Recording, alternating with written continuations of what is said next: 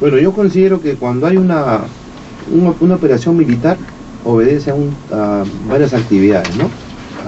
Cuando usted va a hacer una intervención con tropas, ha tenido que hacer un análisis, ha tenido que recibir informe de inteligencia, ha tenido que se ponen 1, 2 o 3 suposiciones, hay la suposición 1, 2, 3, o sea, todo esto es un planeamiento. No es como la gente o los civiles piensan, y no tienen por qué pensar al revés, ¿no? De que nos subimos a un helicóptero y vamos a ver qué pasa. No, todo esto es un planeamiento. Entonces hay una responsabilidad.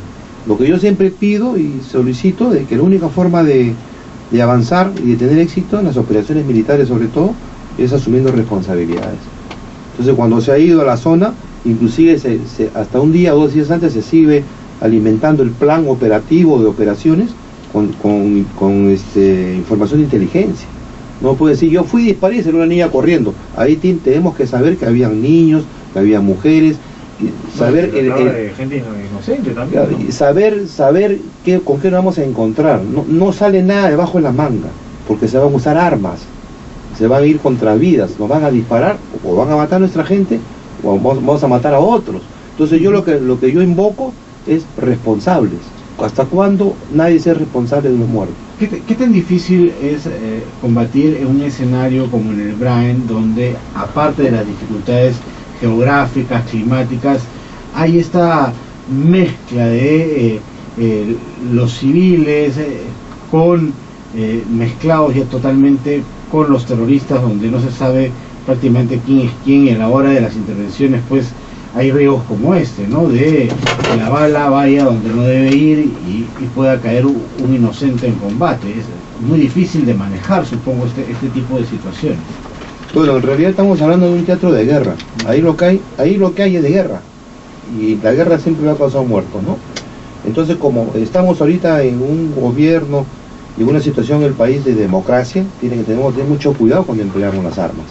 No puede, ningún éxito militar, ¿no?, justifica la muerte de un inocente, menos aún si es niño, ¿no? Y aún así sea adulto. Entonces nosotros manejamos las armas, tenemos que tener mucho cuidado cuando vamos a ingresar a un sitio, ¿no?, y vamos a disparar.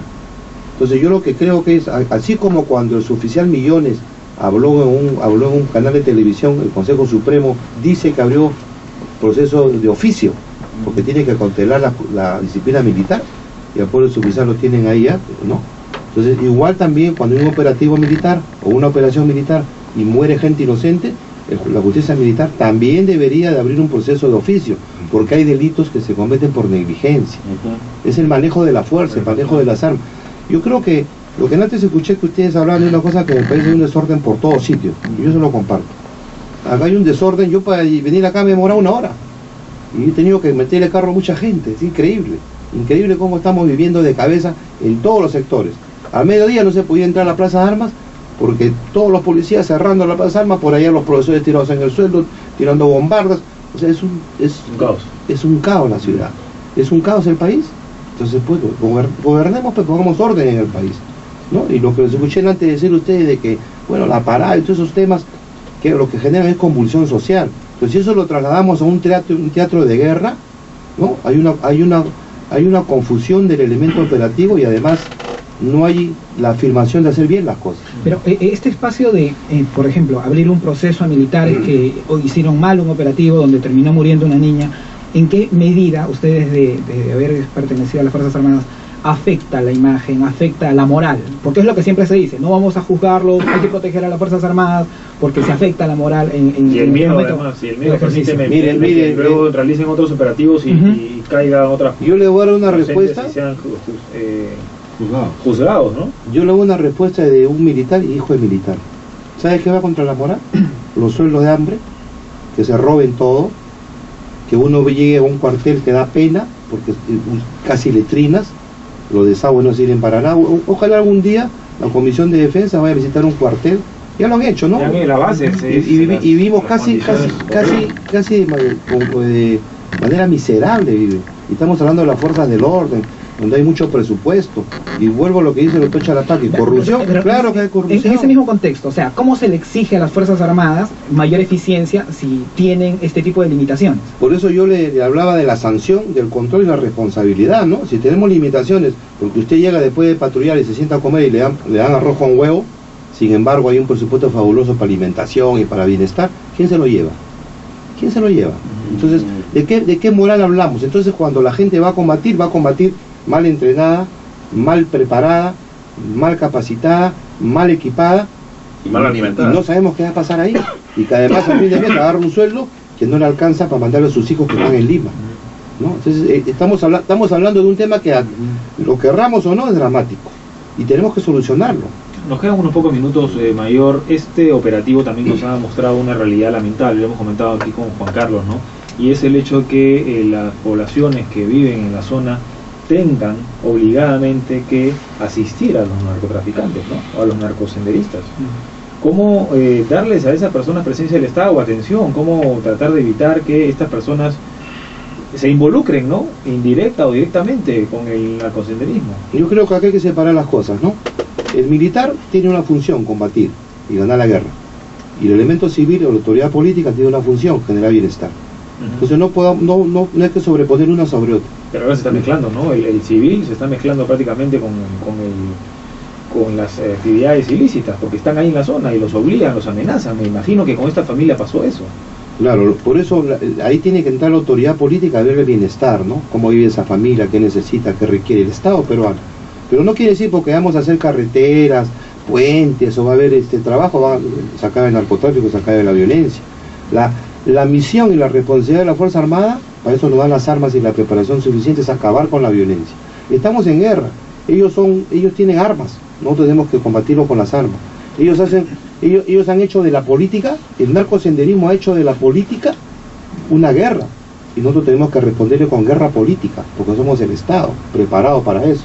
Entonces eso es lo que yo quisiera que se diferencie, porque veo un manejo un poco interesado, ¿no? Que sí, que porque no hay puentes hay violencia. No, la violencia seguirá. Todavía ha sido una discusión sobre si el campo de acción en estas zonas donde está el narcoterrorismo debe ser de la policía o de las Fuerzas Armadas.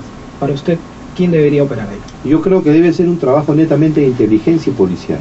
Y no Fuerzas Armadas. No Fuerzas Armadas. Y lo que tenemos que hacer los militares es darle cobertura, simplemente protegerlo. La inteligencia, ¿no? Está clarísimo que la policía la trabaja mucho mejor, ¿no? Mucho mejor, es su especialidad, ¿no? Nosotros tenemos mucha gente de inteligencia también. Lo que pasa es que este es otro tipo de inteligencia. La inteligencia militar es una y la inteligencia policial es otra. Yo creo que la inteligencia policial es más puntual, va hacia el delito, y el narcotráfico es un delito civil, no es un delito militar. Ese fue una de las armas de Montesinos, militarizar el delito de narcotráfico. Entonces escondía a todos los narcotraficantes de ambos bandos, de la fuerza del orden o del enemigo, y ahí manejaba los casos, ¿no? ¿Qué tan difícil es pensar en una victoria total en un territorio tan complicado como el Gran? Eso es lo que siempre se discute, ¿no? Yo creo que a la hora que se asuman responsabilidades y se sancionen estas irresponsabilidades, vamos a triunfar. En realidad el narcosenderismo para nosotros no es un enemigo, no es un gran enemigo, no hay que tenerle temor. Lo que necesitamos es que conduzca esta guerra sea gente proba, porque hay mucho dinero para combatirlo desde mi época, y mucho dinero se va a cuentas, como dice el doctor Chalapaque. O sea, el enemigo está dentro de la casa. El enemigo está en la casa. Pongamos orden. No hay un ejército militarizado. Pongamos orden y sancionemos, porque la impunidad hace mucho daño. Y vuelvo a lo que una vez le dije a Nicolás, es hermosa ahorita que estamos conversando, tiene su sueldo de general, tiene su chofer, su mayordomo y su carro del año que se lo reponen cada 2 años. Que todavía sigue con esos privilegios. Siendo comandante general, sí. ¿Quién goza eso? ¿Su familia? Él goza. Pero él todos los días está en la cárcel, pero el mayordomo baja llevándole comida, y es un gran ladrón que ha destrozado las Fuerzas Armadas. Y así como él hay 60 o 70 miembros de las Fuerzas del Orden. Bueno, nos ha ganado el tiempo, Mayor. Muchas gracias. Muy amable, gracias a usted por la invitación. Situación de retiro, Evaristo Castillo. Pausa, llamadas. Nuestros teléfonos 225-3344, 224-2363. Creo que no van a...